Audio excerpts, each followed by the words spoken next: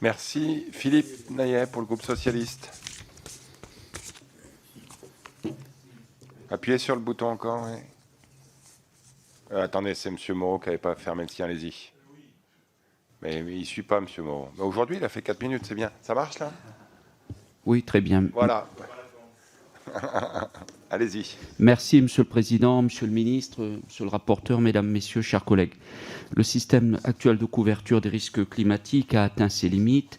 Il ne couvre pas assez d'agriculteurs. Aujourd'hui, le taux de couverture multirisque climatique est en effet inférieur à 18% chez les agriculteurs.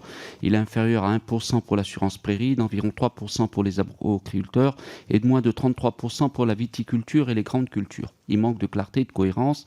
Deux systèmes cohabitent, n'incluant pas l'ensemble des cultures, chacun possédant des modalités de calcul et des calendriers différents. En effet, il en découle des situations inéquitables entre les assurés et les non-assurés, mais aussi entre les cultures dans la mesure où pour certaines cultures, même les non-assurés ne sont pas éligibles au régime des calamités agricoles. Ce projet de loi est donc censé répondre à ces problématiques en fixant les fondations et les grandes lignes d'un nouveau système. Il intervient après le gel tardif du printemps qui a ravagé vergers et vignes et mis en lumière la vulnérabilité des agriculteurs face aux aléas dont l'aggravation et la fréquence sont liées au dérèglement climatique. De même, en Outre-mer, où comme à La Réunion, les épisodes de fortes pluies succèdent aux périodes de sécheresse.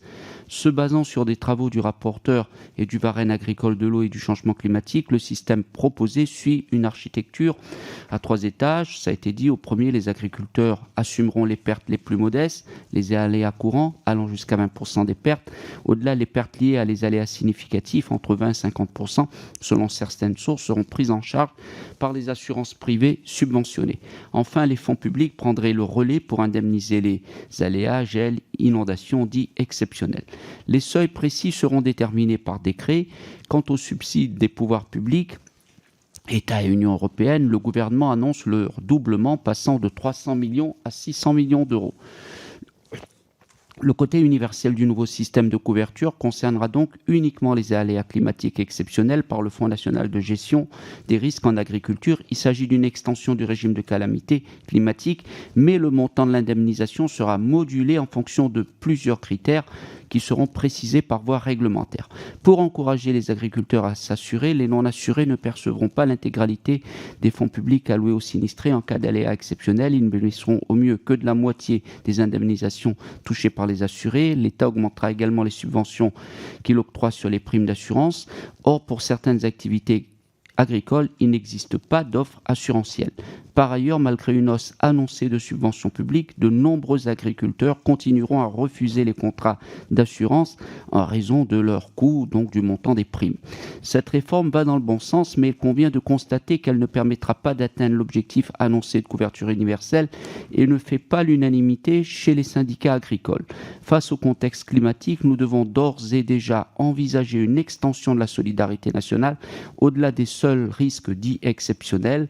Tous les agriculteurs doivent pouvoir bénéficier d'une indemnisation suffisamment large face aux aléas climatiques en s'inspirant des propositions portées par notre groupe lors des débats sur la pré-autorisation des néonicotinoïdes pour les betteraviers pour proposer une mise à contribution des acteurs de l'aval.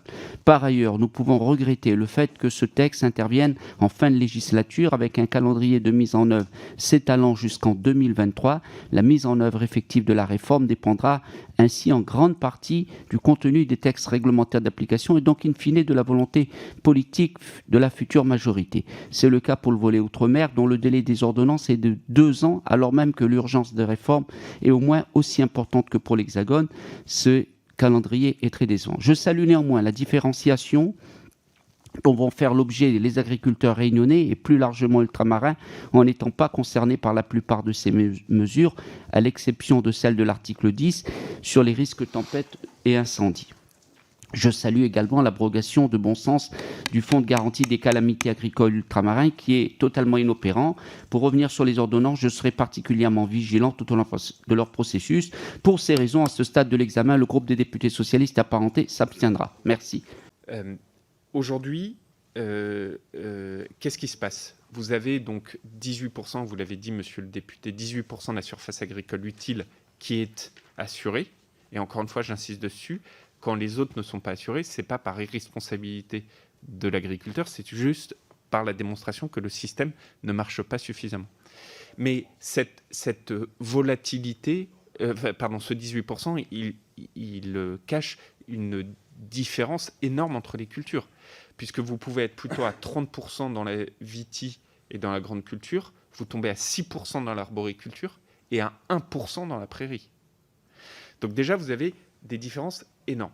Le deuxième élément, c'est que, et Charles de Courson le disait à très juste titre, aujourd'hui, le dispositif tel qu'il existe, donc assurance récolte privée d'un côté, CNGRA, c'est-à-dire calamité agricole de l'autre, il repose quand même sur un principe incroyable, c'est-à-dire qu'on a décrété, ce qui est d'ailleurs contraire à tout sens, on a décrété que certains sont assurables et donc ne peuvent pas bénéficier de la calamité agricole, et d'autres sont considérés comme non assurables et donc bénéficient de la calamité agricole. Bon. Et ça, c'est en fait, même d'un point de vue purement d'approche, c'est une conception qui est, somme toute, assez incroyable, parce que qu'on décrète, nous, ce qu'on considère comme assurable ou non assurable, est à mes yeux quelque chose qui ne peut pas marcher sur la durée.